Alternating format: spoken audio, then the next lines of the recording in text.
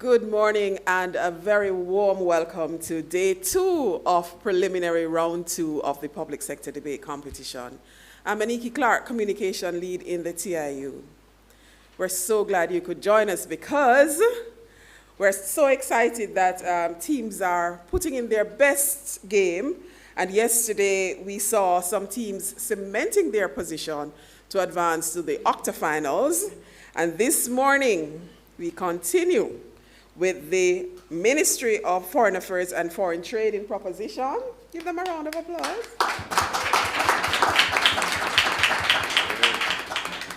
And the Statistical Institute of Jamaica in opposition. And they will be debating the moot, be it resolved that parents should place more emphasis on emotional intelligence over academic excellence in raising children. I so look forward to the arguments, and I'm sure you are equally looking forward to those arguments. But let's get to meet the teams, starting with Team Proposition, the Ministry of Foreign Affairs and Foreign Trade. Good morning. Good morning. I am Jamil Deandra-Chin, first speaker. Hello, good morning. I am Kevon Akil Chambers, second speaker. Good morning, everyone. My name is Scott Mullings, and I'm the reply speaker. Thank you very much, Team Ministry of Foreign Affairs and Foreign Trade. And let's now get to meet Team Statin.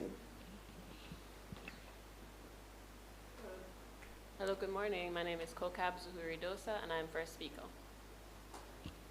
Hello, good morning. My name is Moses Estik, and I'm the second speaker.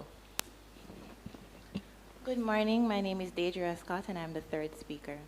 Thank you, Team Statin. They are kicking things off, so there's great expectation around how this day will start. At this point, I invite the judges to introduce themselves. Good morning, everyone. I am Ravon Thomas Matthews, and I'll be your chair judge for today.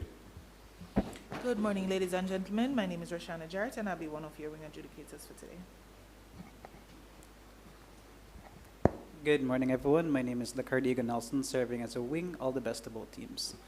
Thank you very much, judges. And at this point, all I will do is wish the teams best of luck for this match, and I will hand over to Ravon, who will marshal the match. All right. Good morning again, everyone. Let us kick this day 2 off in fine style. The moot before us today reads, be it resolved that parents should place more emphasis on emotional intelligence over academic excellence in raising children.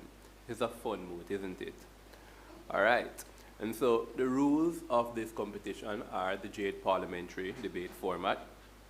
The first speakers, you'll get 7 minutes each to present your case. Second speakers, you'll have 6 minutes.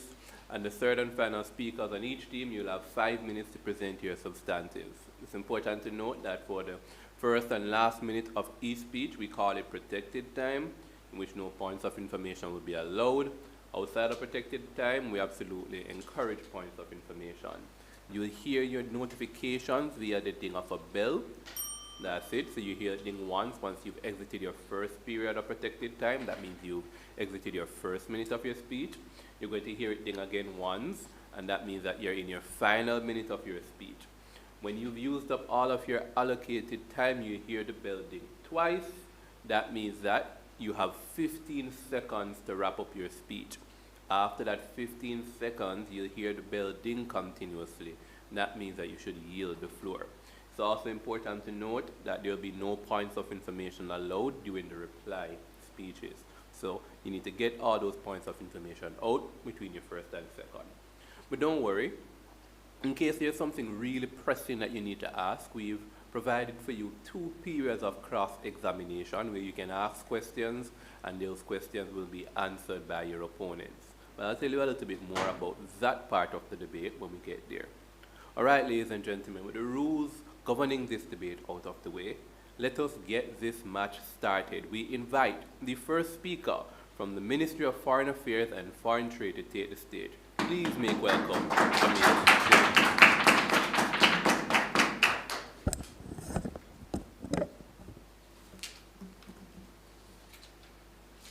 Good morning, distinguished adjudicators, my colleagues on both sides of this house, and members of the audience. I rise firmly today to support the motion, be it resolved, that parents should place more emphasis on emotional intelligence over academic excellence in raising children. First, allow me to frame the way the motion should be interpreted. The Yale Center for Emotional Intelligence defines emotional intelligence as the ability to understand, label, recognize, and appropriately regulate one's emotional life. This includes having empathy, self-control, and resilience. According to the Organization for Economic Cooperation and Development, academic excellence is the institutionally recognized achievement of high standards of educational or scholastic performance, typically measured through grades, assessments, and mastery of subject knowledge. This is in contrast to academic competence. Now, what do we mean by emphasizing emotional intelligence over academic excellence when raising children? We mean the allocation of greater priority, attention, and resources to emotional intelligence over academic excellence. This entails that in the hierarchy of priorities, emotional intelligence should rank higher than academic excellence. As first speaker, I shall argue that 1, the prioritization of emotional intelligence protects the mental health of children, and 2, emotional intelligence is a stronger predictor of success, future success, than academic excellence. My second speaker will argue that emotional intelligence, unlike academic excellence, achieves the true purpose of learning. Mr. Speaker, it's Child's Month. Hence, we believe the best interest of the child must take precedence. Let me summarize my 2 main arguments. First, the prioritization of emotional intelligence protects the mental health of children because the mental health of children is deeply connected to their emotional knowledge, well-being, and also it is a higher priority than a child's academic excellence. Second, emotional intelligence is a stronger predictor of future success than academic excellence because emotional intelligence provides critical life skills such as resilience and self-control, which all forms of success depend on, including academic excellence. Now, to develop my first point, the prioritization of emotional intelligence protects the mental health of children. When children are unable to manage their emotions, this undermines their mental health. Once they're able to manage emotions, parents can better secure their mental health. Children's mental health is a priority, even above academic excellence, my opponents. The World Health Organization has identified mental health challenges as a leading issue among adolescents, while research highlighted by the American Psychological Association links academic pressure to increased stress, anxiety, and emotional distress. Now, my opponents, what has this produced? 1, students who can pass exams but struggle with emotional regulation. 2, young people who are academically trained but socially and emotionally underdeveloped. 3, high achievers who break under pressure because they were never taught how to cope. The truth is simple, my opponents. The state of play does not ignore emotional intelligence. It acknowledges it, but consistently deprioritizes it. Emotional intelligence, which enables children to regulate their emotions, make them less likely to feel overwhelmed by anxiety, pressure, and failure. Emotional intelligence also creates balance within oneself and healthy coping mechanisms. In an article published in the British Journal of Developmental Psychology, which studied the effects, not at this time, the effects of emotional intelligence on adolescents, it was shown that an emotionally intelligent child was likely to have adaptive coping styles and adaptive behavior, and less likely to have depression and anxiety. Now, what is the link between what I have just said and the motion? It is the responsibility of parents to guide children into responsible adulthood. Without mental health, my opponents, a child cannot develop not at this time, into a responsible and whole adult. An adult cannot be productive or adequately meet the needs of himself or others if he or she lacks mental health. Bad mental health, my opponents, can rob an individual of the value of any success that may be acquired, academically or otherwise. It is the prioritization of mental health of children that requires parents giving more emphasis to emotional intelligence over academic excellence. The pursuit of academic excellence is not even designed Point to of protect information. mental health, my opponents, not accepted. It in fact depends on it. Now to my second point. Emotional intelligence is a stronger predictor of future success than academic excellence. Individuals can succeed without academic excellence, my opponents, but they cannot succeed without emotional intelligence. Traits such as empathy and resilience, which are the product of emotional intelligence, empower individuals to bounce back from failures, manage themselves and teams, have effective communication and interpersonal skills, and patiently pursue their dreams. This is why my opponent's emotional intelligence is a stronger predictor of success in life than academic excellence, not at this time, because academic excellence depends on these traits for success. It does not produce them. Hence, our captains of industry are leading with emotional intelligence. Adam Stewart of the Sandals Resort Group advocates for anticipating needs, deepening experiences, leading with empathy, integrity, and a human side. Michael Lee Chin of the NCB Group highlights that emotional intelligence is critical for long-term success. Goldman Sachs CEO David Solomon highlights that attractive job candidates are those in touch with human elements, like the ability to connect, be resilient, and be determined. So, emotional intelligence must be prioritized over academic excellence because the workplace requires it. The link to the motion is that the purpose of raising children, my opponents, is to help them become responsible adults. It would be a failure of parenting not to prioritize emotional intelligence over academic excellence. When it is known to be a stronger predictor of success in adulthood. I rest. And thank you very much. That was the first speaker from the Ministry of Foreign Affairs and Foreign Trade, Jamil Chin. At this point in time, to open the debate for side opposition, we invite their first speaker, Ms. Zahuri Dossa.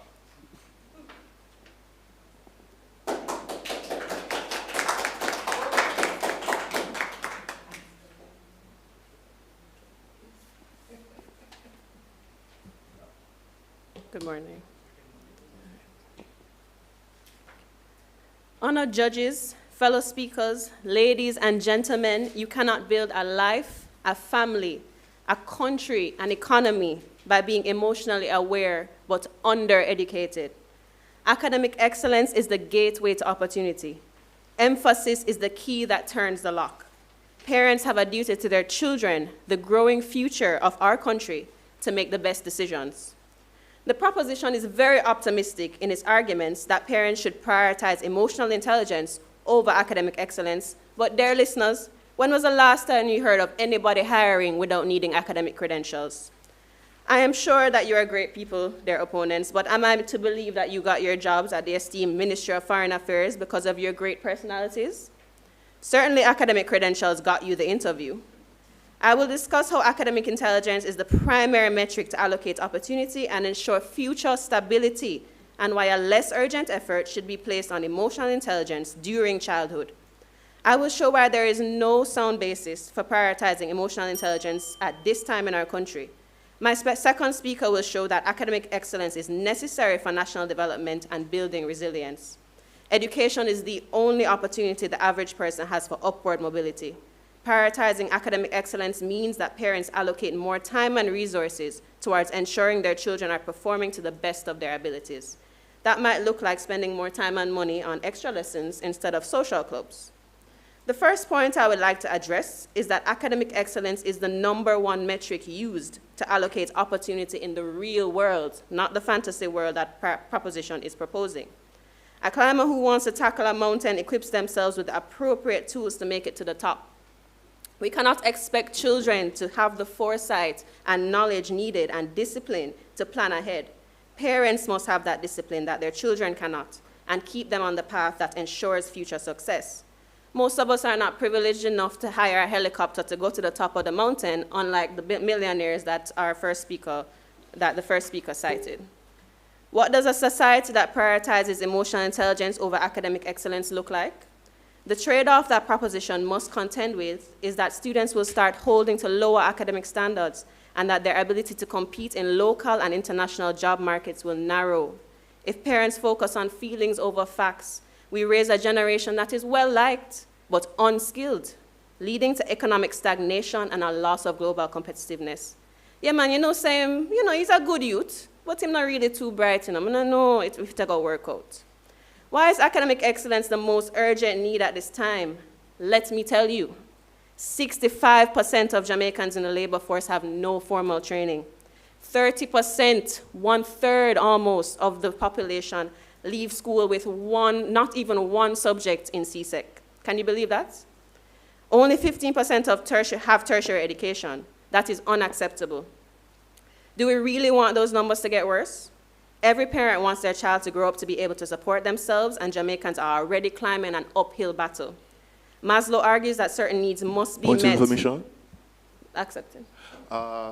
You said that 65% of people in Jamaica don't have the AE, but that shows that EI is necessary for them to survive because they're still surviving without the AE. But are we really surviving? Are people dependent on one-day jobs or poverty and living in poverty actually really surviving in our country? Or are we just putting them there because we are not accepting that we need to prioritize academic excellence? Thank you. Maslow argues that certain needs must be met to serve as a basis for future self-actualization, meaning if the foundations such as food, clothing, and job security are not there, the higher emotional needs cannot be realized. No one can argue that the best chance children have to ensure that their basic needs are met as adults is an education that secures their place within the job market and a stable income. We as opposition contend that academic excellence as a pathway for higher quality of life has been proven throughout time. Unlike proposition, who wants struggling parents to take a risk with emphasizing emotional intelligence, which may yield little to no results. It would be irresponsible to put the focus elsewhere when, according to a report by the World Bank, there is a learning crisis of high enrollment and poor performance within the Jamaican school system. We have been prioritizing going to school, but not the quality of that schooling. Children in Jamaica can expect to complete 11 years of school by age 18, but when those years are adjusted for quality of learning, it is found that it is only equivalent to 7 years. That is a 4-year age gap. We are sending our children out into the world unprepared. The picnic them can't read. How are we expecting them to have emotional intelligence without basic intelligence? Parents must emphasize academic excellence because we cannot depend on our education system to do it alone.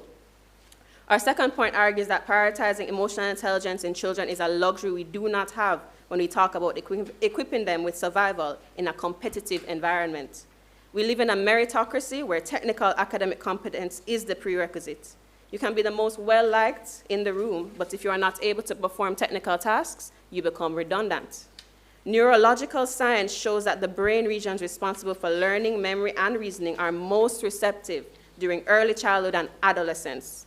This neuroplasticity allows children to quickly acquire essential academic skills such as reading, writing, and arithmetic when they are prioritized. In contrast, emotional intelligence depends heavily on the development of the prefrontal cortex, which does not fully mature until the mid-20s. The benefits of building emotional skills are delayed and limited during childhood, since the brain is not ready to fully process and regulate emotions at that age. Therefore, proposition is defending a frivolous pursuit that is biologically constrained in children. Without these foundations of education, efforts to teach emotional skills will be ineffective and likely counterproductive. Emotional intelligence requires understanding and articulation.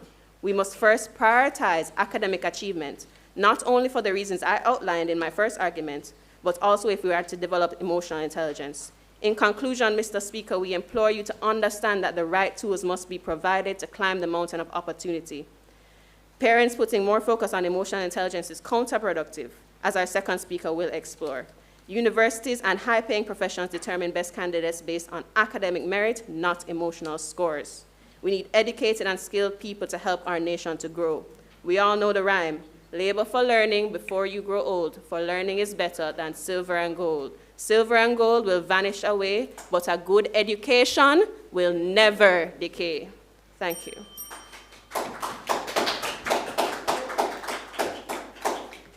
And thank you very much. First speaker from Team Statin. Ladies and gentlemen, I promised you something interesting, and we're at that point in the debate. We're going to engage in a period of cross-examination. For this segment, we'll see the team in opposition first, asking 10 questions rather. 3 questions for 10 seconds each, yes, to the team from the Ministry of Foreign Affairs and Foreign Trade.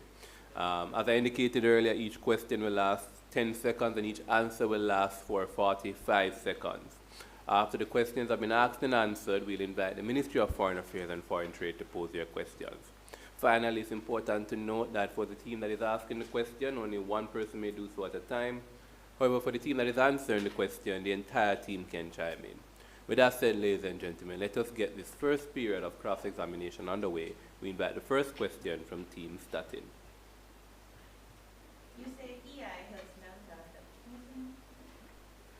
You say EI helps mental health by reducing exam stress.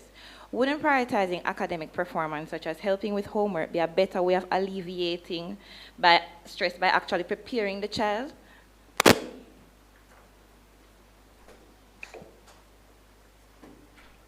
As we've argued, the aggressive pursuit of academic excellence, absent the prioritization of emotional intelligence, actually depletes the mental health of children by inducing stress and anxiety. Therefore, we say to properly prioritize mental health of children, you need to have an appropriate balance where emotional intelligence comes first.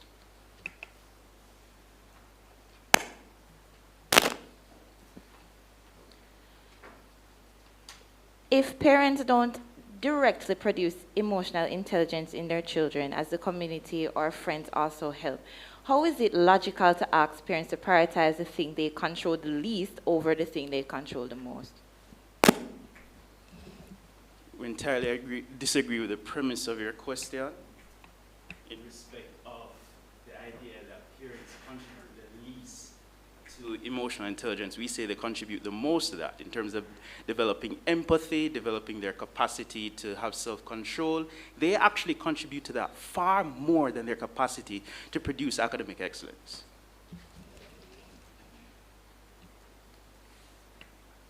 Emotional intelligence cannot be objectively measured. How would a parent know if their emphasis on it actually is working?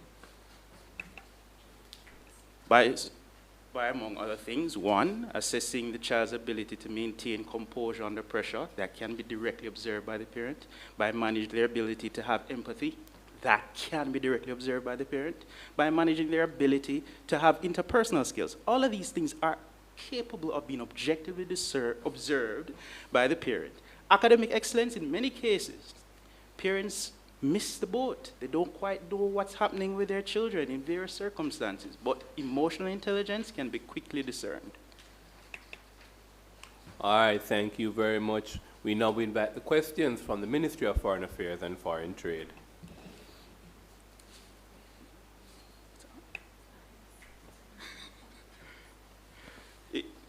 The argument was made by the first speaker that children actually struggle the most in respect of managing their emotions. The argument was made that this actually develops a little bit later in life. Based on that argument, isn't it your case then that the greatest need of children is actually their emotional self-regulation? We are not arguing that parents should neglect the emotional needs of their children, but at the time of childhood, when their brains are most receptive to learning arithmetic, reading, writing, etc., we need to prioritize academic excellence at that time in children while supporting it with emotional intelligence. Thank you. So to follow up on that point, you argue that you have to put academic excellence first because children struggle to develop their emotional intelligence, it appears. So, your question? The question then is, what about children who are unable, through no fault of their own, to acquire academic excellence? I misunderstand what you're saying. I did not say that we should not focus on emotional intelligence. mentioned that children have difficulty regulating emotions. I said that they have better chances because of their brain development in early childhood and adolescence to prioritize academics, and then later on develop more emotional intelligence after they have set the foundation of academic excellence. And a lot of the children that we quote or we label as not achieving academic excellence or unable to, they don't have parents that help them with homework, that prioritize focused study time. So they don't have parents that are actually helping them understand schoolwork.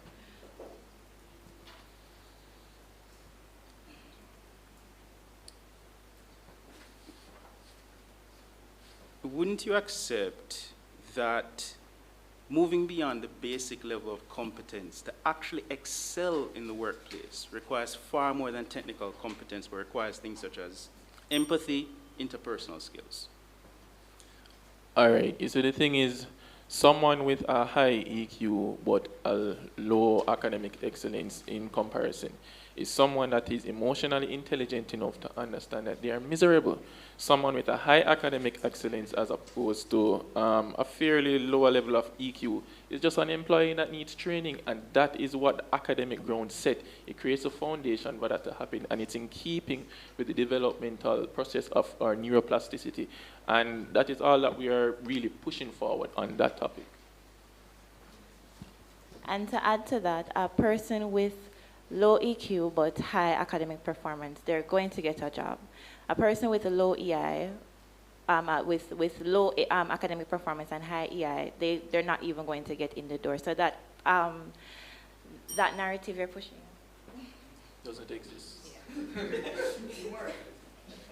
All right, thank you very much for that first period of cross-examination, illuminating and fun.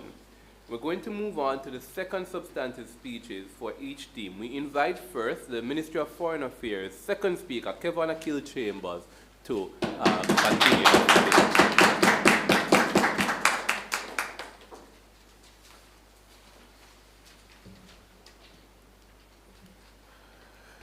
Ms. Speaker, distinguished adjudicators, honorable hosts, good morning. I rise to further advance the case for the proposition by showing how emotional intelligence and academic competence is sufficient enough to access opportunities, and emotional intelligence is more valuable than academic excellence to attain the true purpose of learning. Now, as a reminder, our lovely first speaker presented the argument that emotional intelligence, unlike academic excellence, is necessary for future success. My first claim will bolster this argument by showing that emotional intelligence and academic competence, not academic excellence, but academic competence, is sufficient enough to access opportunities. Therefore, parents should place more emphasis on emotional intelligence over academic excellence in raising children. The opposition came up here to argue today that academic excellence is the only gateway to opportunity. This, the proposition says, is a great overstatement. Judges, it is time that we call out the obsession for academic excellence for what it truly is: institutional gratification. Year after year, children across the island are pushed into unnecessary stress, not because it guarantees meaningful success, but because institutions reward the highest scorers with prestige. But I ask, for what purpose? A child does not need to be the top performer in every single class to access education, training, or employment opportunities. What is required is not perfection, but competence, which according to the Merriam-Webster is declined, is the quality or state of having sufficient knowledge, judgment or skill to perform a particular duty. Importantly, if your child is provided with if you want your child to be provided with a comparative advantage in the work world, this competence must be bolstered with the ability to analyze situations, and that accordingly declined, and apply knowledge effectively in real context.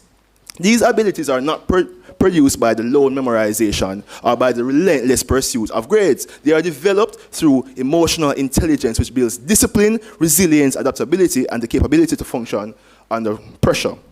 Once these baselines are met, access is no longer the issue. Performance within these spaces becomes the real determinant of success. Mr. Speaker, this overemphasis on academic excellence is exemplified in the working world, as there remains a lingering disconnect between universities and employers. Companies require practical and social skills that will instantly be applicable in the work world, skills that are heavily associated with having emotional intelligence. Go ahead.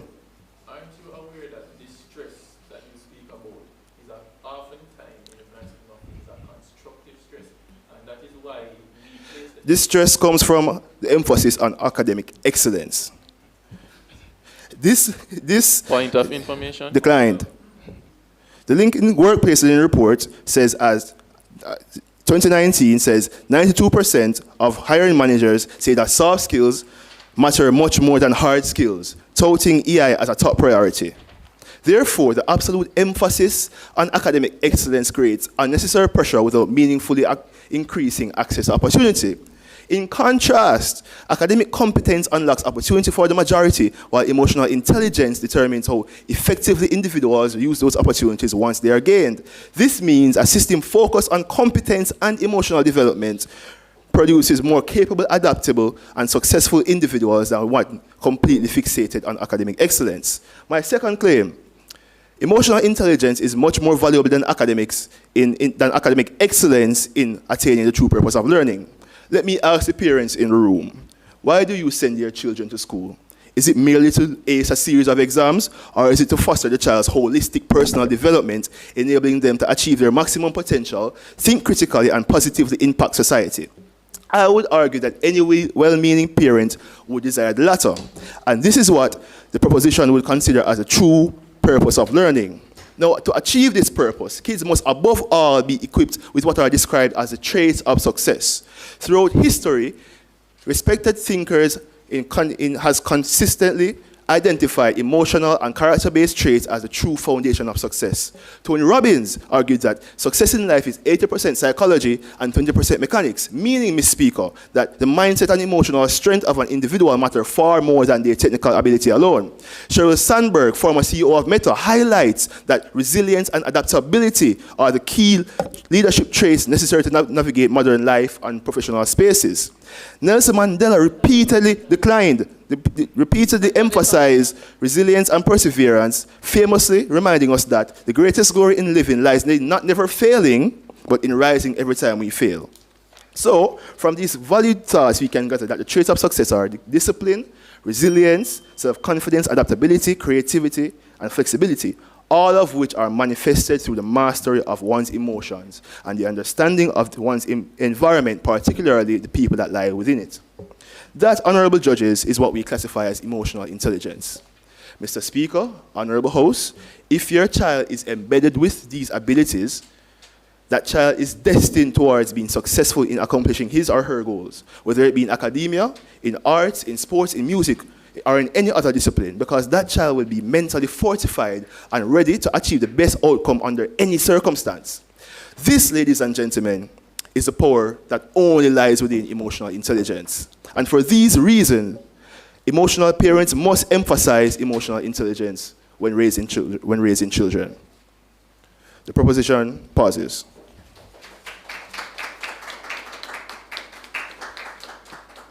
And thank you very much. At this point in time, we invite the second speaker from Team Statin. Please make welcome Moses Estick.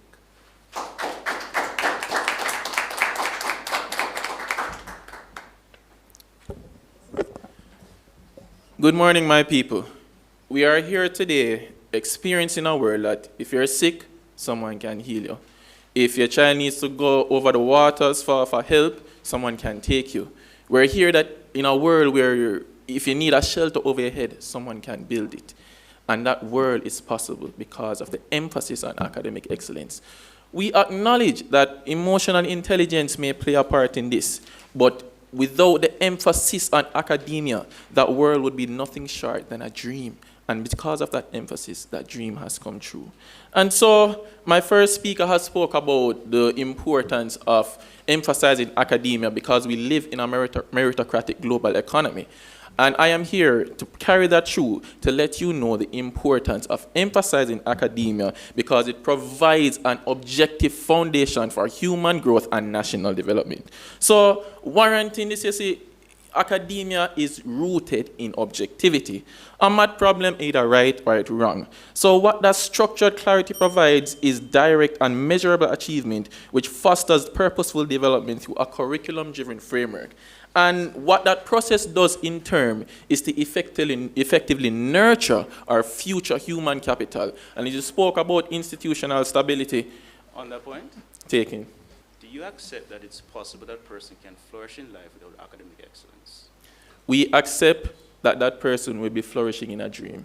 Because academia is the ground you must emphasize to experience in a global meritocratic economy the benefits of life. We are not saying that emotional intelligence has no value. It is important. But pivoting the importance of academia is what creates the ground for them to move through this meritocratic global economy. And we're talking about social mobility here. We are talking about the ability to step in a work where they can have objective grounds to measure your performance. And this is the real world. It is the real world. So, taken. Do you accept the distinction we made in our definition between academic excellence and academic competence? We do accept the distinction made. And to even go further, you see, emotional intelligence doesn't involve regulating your own emotions, but the emotions of others. And as my first speaker alluded to, with the developmental process of the brain, academia must be emphasized because this is the prime period which development can happen. And scholastic sources support this. Studies from the Program for International Student Assessment have shown that the nations which emphasize academic rigor see a direct correlation with development in terms of institutional stability and innovation. And so, no more accepted for the speech. And so the impact in all of this is that if we don't prioritize this, we see Jamaica's very own pipeline of future professionals being having a pipeline that probably could be burst. And what does that do for us? We are built as a small country on the excellence of people. We are built on that capability as a natural resource. And let me pivot a bit, because context is key. You see, in a country like China, for example, where they have a culture of hyper-parenting, their children are often pushed to their extreme where academic excellence is concerned. And perhaps emotional intelligence being pivoted to in that point may help to smoothen the development of the child. Jamaica, on the other hand, we don't really have no actual, none-taken. We actually don't have a culture of pushing academic excellence. We have a culture of wanting better food, picnic them, and at the same time, are glorifying fully done. Make it make sense, Mr. Speaker, because I can't. And what that does is that it affects social mobility. It affects the engine that helps someone to move through the strata of society. And that is why I must let you know academic excellence is the key, is the gateway to opportunity, and emphasis is the key that turns the lock. So let me bring you down the road a little more now, Mr. Speaker, because you see, academic rigor is one of the most effective forge to create the ground on which resilience and mental fortitude is achieved. And that in and of itself also creates the ground for exercising emotional intelligence at its best as a byproduct of the pursuit of academic excellence. So you see, the discipline required to solve a complex calculus problem, master hard language or pass a subject, is the very same ground upon which grit is born. And we are not saying that once you acquire grit, you automatically become more emotional intelligent or emotional intelligent itself.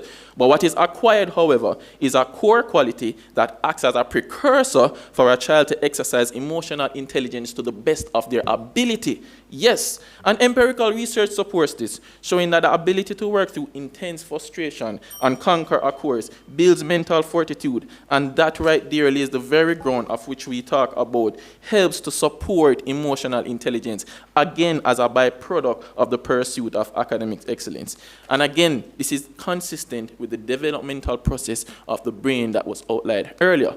And I further can say that it has a counter pursuing or emphasizing EI can actually be counterproductive, because you see, it requires a stable environment of parenting, a stable environment for emotional development to strive. And in many households where the parents them often stress out by work, them stress out by life, them stress out by everything. A single mother household, that sort of stability is not there. And so the child is struggling to develop oftentimes in a world where they have no guidance. And that in of itself is not giving empowerment, it is giving burden. We are here to say again, academic excellence is the gateway to opportunity. Emphasis is the key that turns the lock.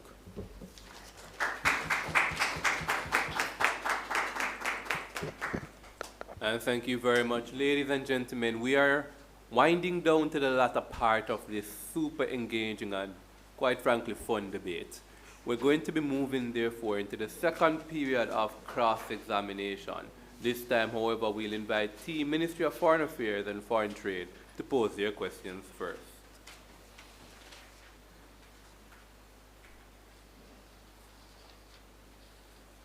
It was argued in the second speaker's presentation that the trade-off between pursuing academic excellence and the possible stresses that may flow out of them are appropriate. Forgive me. Yeah, so we'll just ask you to just reframe it as a question. Fair.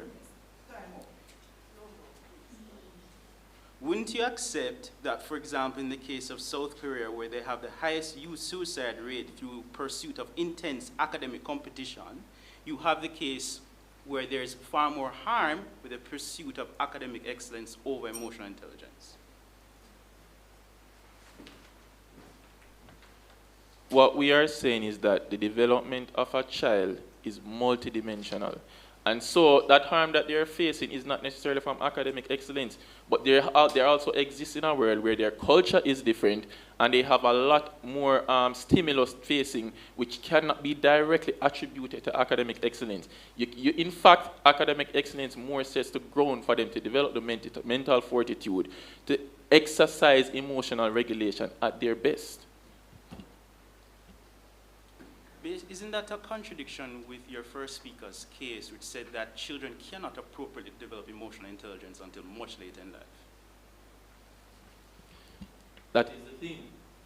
Setting the ground with the prioritizing academic excellence in the early childhood and the adolescence years of their life creates this very same ground to support emotional regulation further in their life. And this directly is in correlation with the development of the prefrontal cortex, which emotional regulation and development depends on. So that is what we are saying. And again, we are not saying that emotional intelligence is not important, but pivoting to academic excellence creates the ground for it to support it even more and their development in a meritocratic global economy. Also, academic learning and studying help children to develop discipline and skills that they can use later in life, even though their emotional regulation is not there yet. Isn't academic excellence meaningless without the emotional intelligence to apply knowledge responsibly and ethically? Academic excellence could never be meaningless in that context.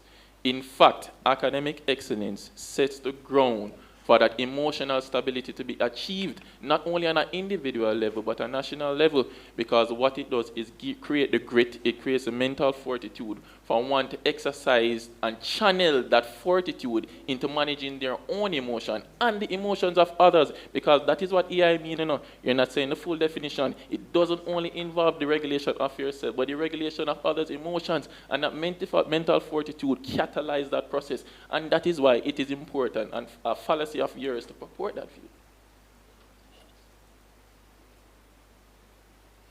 All right, thank you very much. We now invite the 3 questions from Team Statin.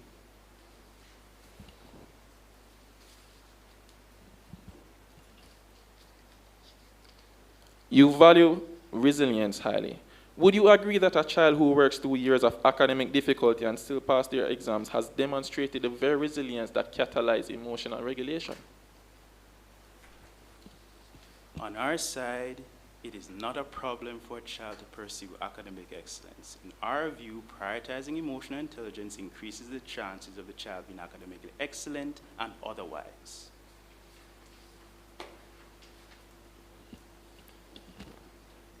Given that 30% of Jamaican school leavers exit without a single CSEC subject, do you believe that those students' parents place too much or too little emphasis on academics?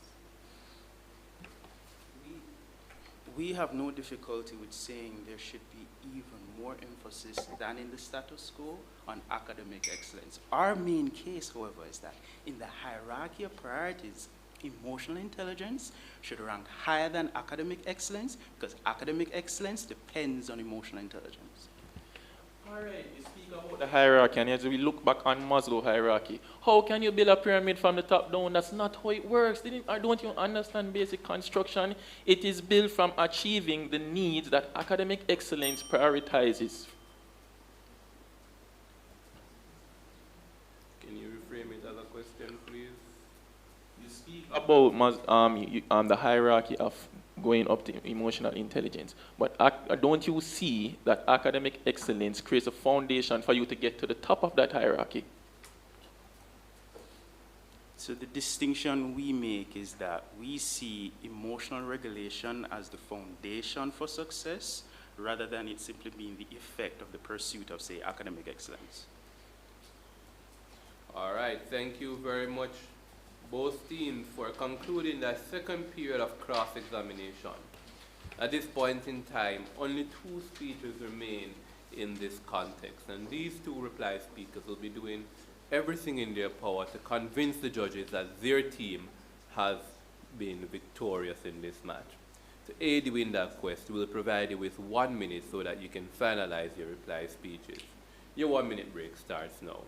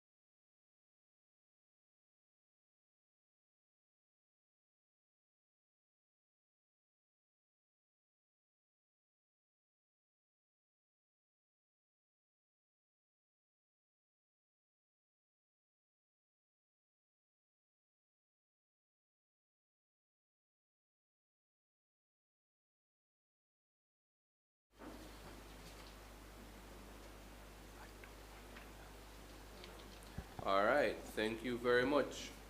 Ladies and gentlemen, we now invite the final speaker from the team in opposition, the Satin. Please make welcome Deidre Scott.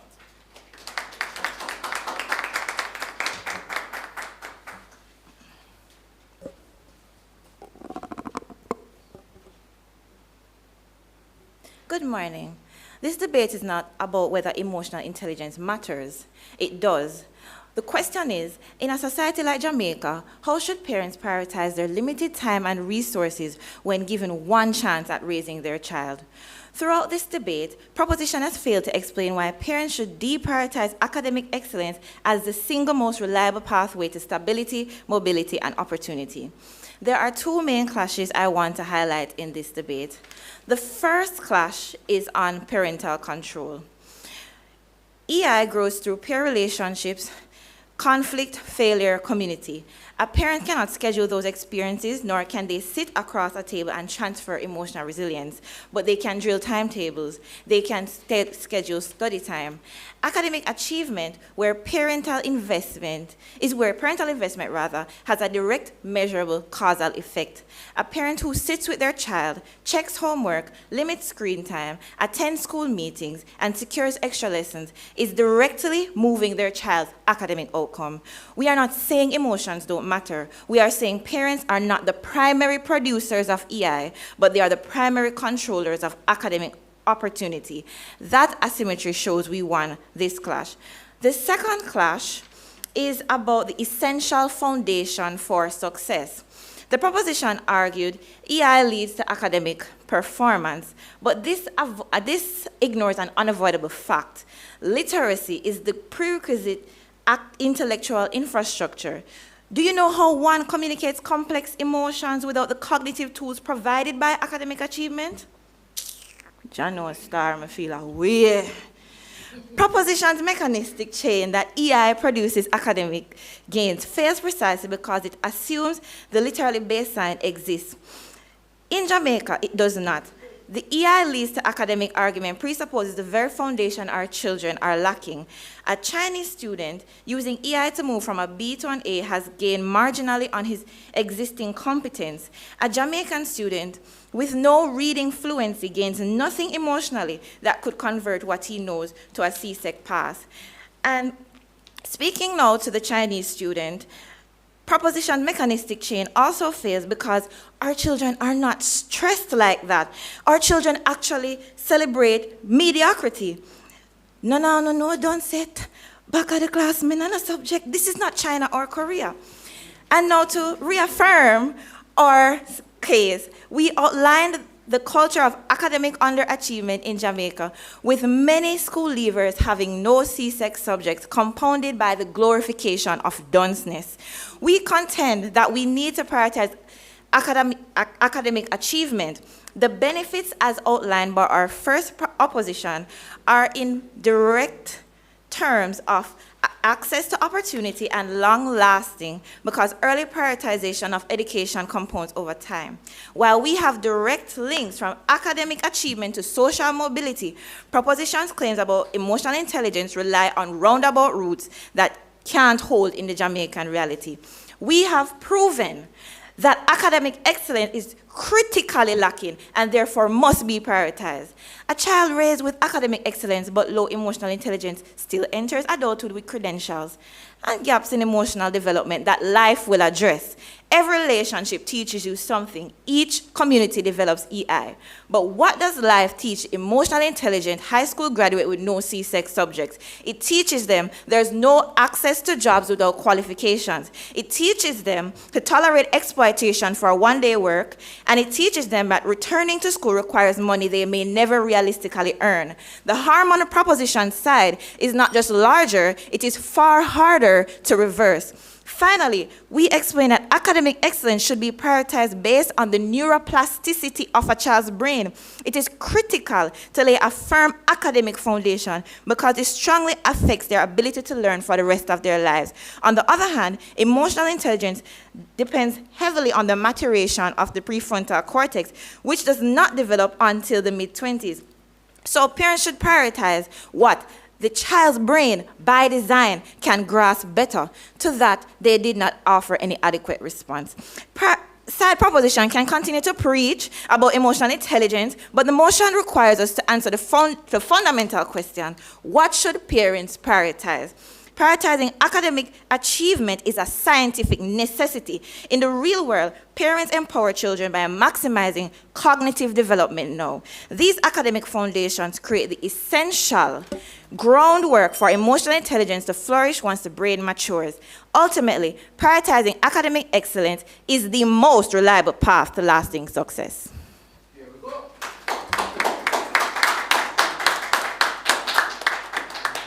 Thank you very much. We now invite the final speaker of the debate, Scott Mullins.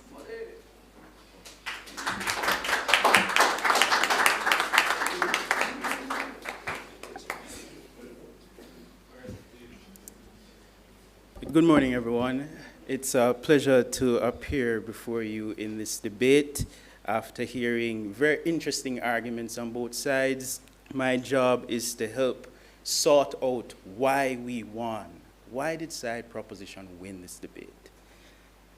I liked the framing coming from side opposition. I'm going to borrow a little bit of it. She put two questions before you.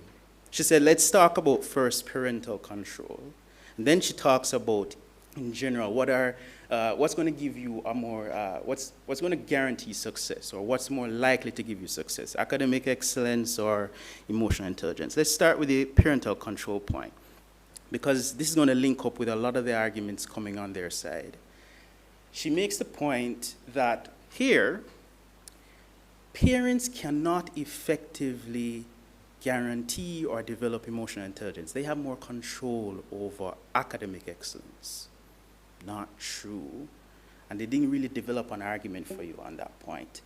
Let me just remind you of a few things. Emotional intelligence is about your ability to regulate your emotions, dealing with empathy, etc. That is something that doesn't require specialized knowledge. It doesn't require you to be an expert in any given subject area. Intuitively, it's the sort of thing that a parent would be far more suited to developing than academic excellence, for example, mastering physics. So on the face of it, in terms of parental control, our side wins. But let's go further. There's this argument that I'd like to start with. The idea that children are unable or have serious difficulties developing their emotional intelligence or their ability to regulate their emotions. We have no difficulty on our side saying, yeah, children have a significant challenge with this. It is their greatest need. It is part of why it should be emphasized, which is why we made a number of argumentation on this point of mental health. Because when you don't prioritize emotional intelligence, as argued by the first speaker, children suffer significantly in terms of their mental health. You don't hear an argument from the other side contesting that. No. We also went further to explain to you, when you have children who have mental health, they're far more likely to develop into the type of responsible adults, which is the whole point of raising children. And crucially, without mental health, the child cannot succeed effectively. And even if they were to acquire any success, the value would be lost. No argumentation compelling from this side. Instead, it's treated as though it's rather insignificant.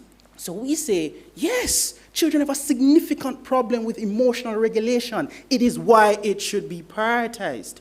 We go further, and this is going to deal with a crucial argument on their side.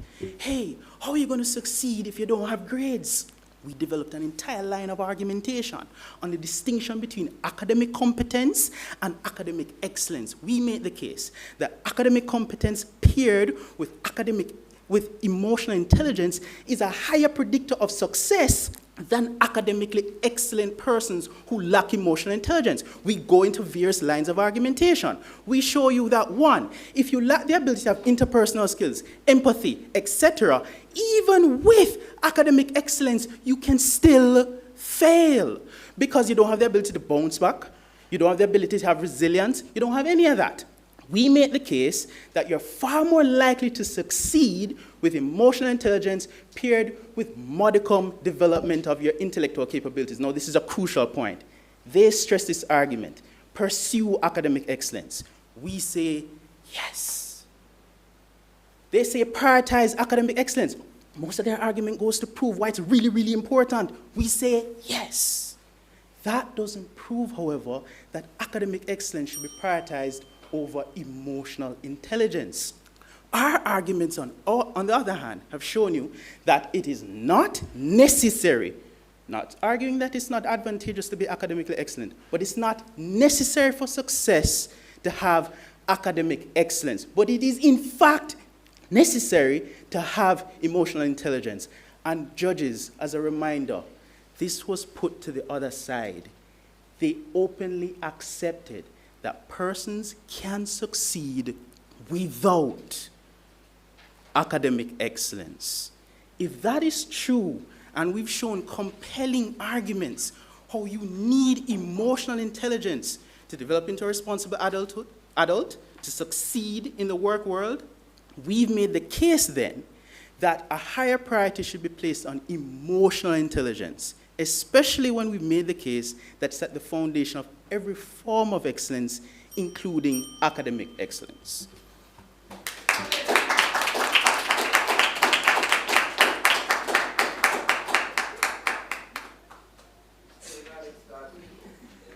Well, the arguments have been made. Let's have another round of applause for the teams. They did well, and I can see the stress on Ravon's face because he knows he has to judge every single argument and make sure that when he returns to announce the winner of today's match, and it's been a great start, teams, you did really well. You certainly held my attention for the entire time of the debate, that when he returns, that we would have harmony and all of that in this room. For those of you online, we're going to take a short break to allow the judges to deliberate, so you could come back in another 10 to 15 minutes or so. Well done again, teams.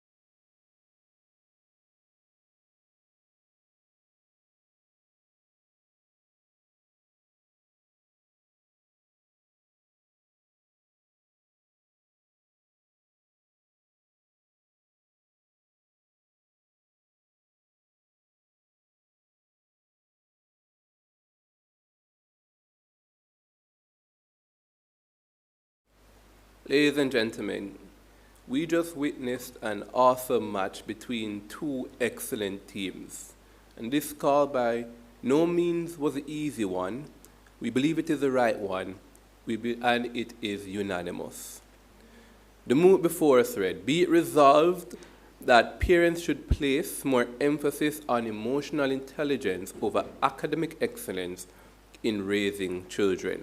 So how did this debate play out? Well, we understand, coming out particularly from the first speaker, that there is a distinction between academic excellence and academic competence. She pointed that out. She defined to a great extent what academic excellence is, and she tells us that it's distinct from academic competence. Now, in as much as academic competence wasn't a key term in the moot, it doesn't necessarily mean that there's not value in defining it nonetheless. So in as much as you explain to a great extent what excellence is, and you tell me that it is distinct from competence, it would have been good if you told me what competence is and what the delta between competence and excellence is. We never got that completely from you, but as the debate continued to go on, we learned a little bit more. Then we get into her substantive arguments. She tells us that mental health is a big issue that is plaguing these individuals, and that it is something that we should be focusing on and prioritizing, and that there is a connection between emotional knowledge and well-being and emotional and mental health outcomes. She tells us as well that when we place too much emphasis on academic excellence and not too much emphasis on emotional intelligence, it undermines to a great extent mental health. Again, here we have another question, right? How does mental health undermine these things that you're talking about? It's intuitive to a large extent that I can appreciate how mental health makes things worse. It undermines well-being, right? You have bad mental health, you undermine well-being. But in this debate, for a concept as abstract as mental health, it needed to have been grounded to a large extent and to be mechanized into visible, explainable, actionable outcomes so we can understand to a great extent. Right? What does an individual with poor mental health look like? What does an actor with poor mental health look like? How do they behave? How do they cope or not cope? We didn't get that to a large extent from you. Again, we got a little bit more explanation from that coming out a little bit later out in the debate. But what we did get from you, nonetheless, is a clear understanding that emotional intelligence helps us to function, helps us to have balance, and that the key here is academic competence with emotional intelligence, not necessarily excellence. And then, of course, this idea that it is a stronger predictor of success than academic excellence. So we thought that you set up the debate in a decently good way, right? But there were some gaps that existed. Nevertheless, what did we then get coming out of team opposition?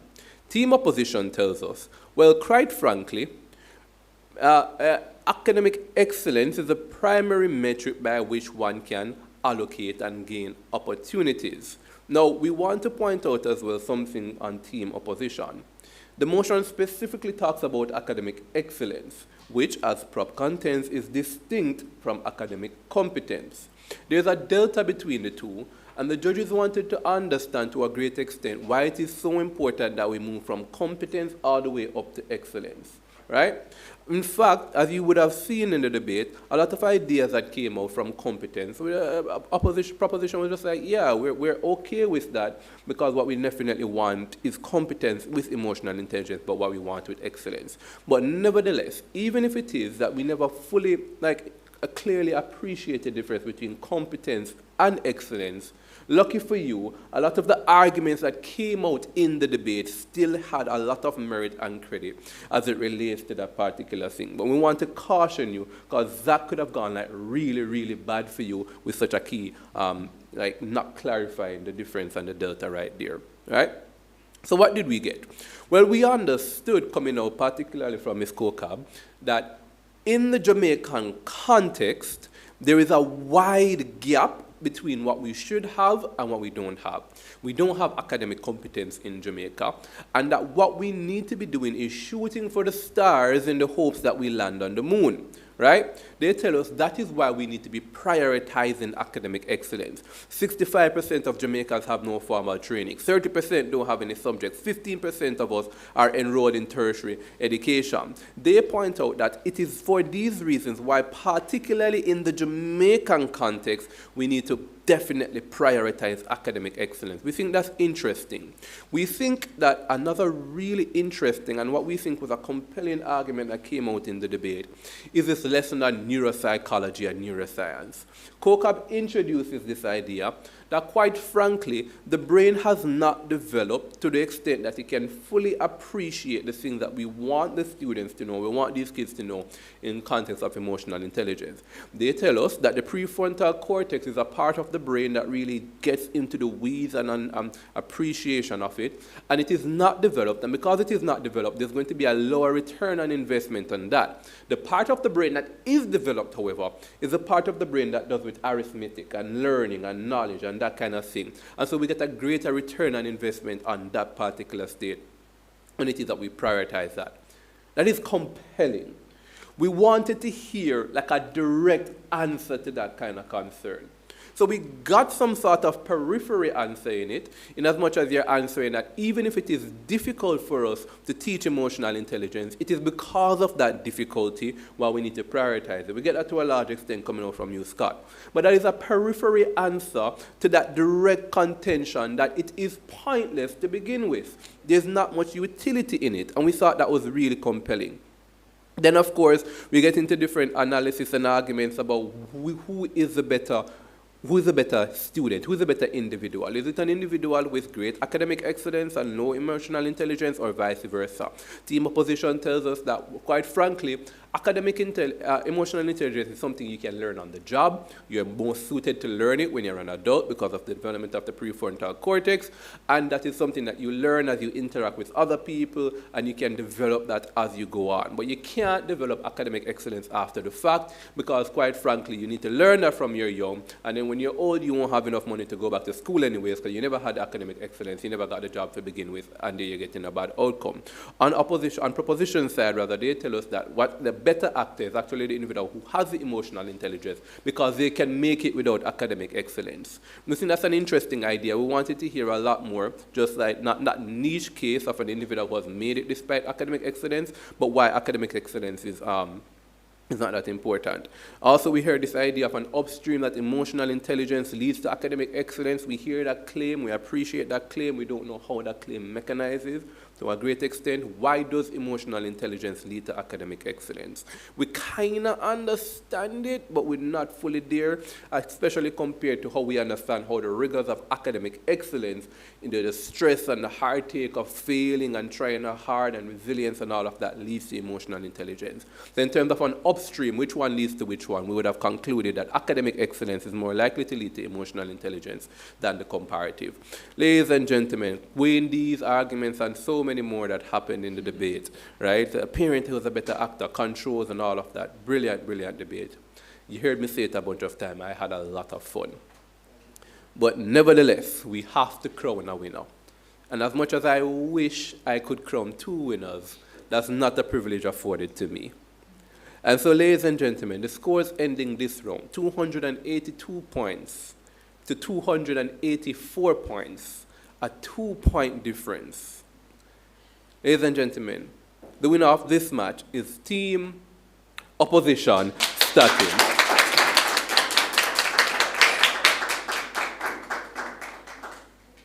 Congratulations, Team Statin, and I can't stress this enough. Very well played, Team Ministry of Foreign Affairs and Foreign Trade.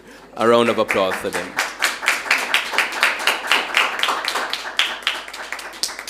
The best debater from this match was actually really close between the two reply speakers, but fundamentally we believe that Deidre Scott from Statin was 1 point superior to Scott.